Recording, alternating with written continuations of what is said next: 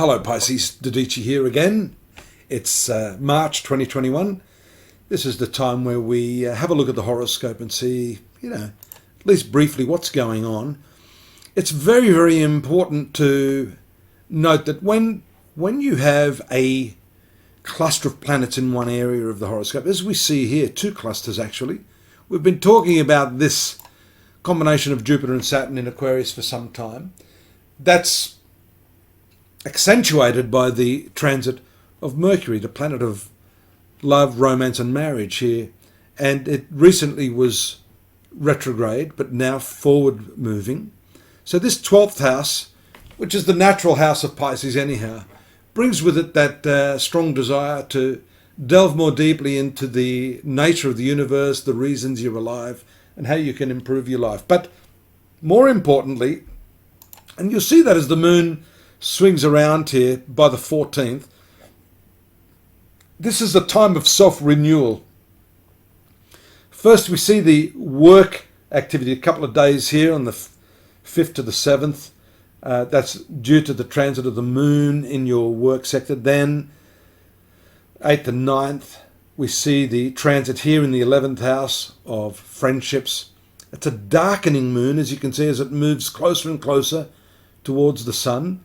That can bring your energies down a little bit emotionally, especially because it rules your 5th house, which in some ways is regulating the spiritual mind. And here we see it indrawn here with Saturn, Jupiter, then Mercury. A lot of thinking, but quiet thinking, not sharing that thinking with others, until of course we see it move here on the 12th into what I was just pointing to a little bit earlier, the conjunction of Venus, Neptune, very idealistic planets. Your thinking is very ideal, and it is directed towards yourself, because this sign of Pisces, of course, is your sun sign. There it is, the new moon on the 14th, taking place in your sun sign, regenerating who you are, showing you that it is time for a new you, a new way of presenting yourself to the world, if I could put it that way. It's lovely. Your value system is impacted by that as well, by virtue of the fact that the new moon transits this 2nd house straight after that new moon. New ways of thinking. Uranus is here in the pathway of the moon on the 17th. I better get my glasses on so I get all of this right. So that's the way you communicate. Again, these changes that are taking place in your life are not going to be trouble-free. It's not a bed of roses. You see by these square aspects, and then the moon moving in your 4th house, conjunction with Mars, can unsettle things on the domestic front a little bit. Not too much to worry about.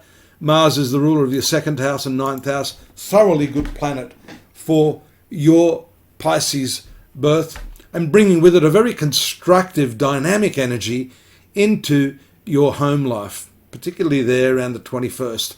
That's also dominated by the transit, or what we call the ingress of the sun into the 2nd house of finances with Venus, the planet that rules your 8th house of shared resources.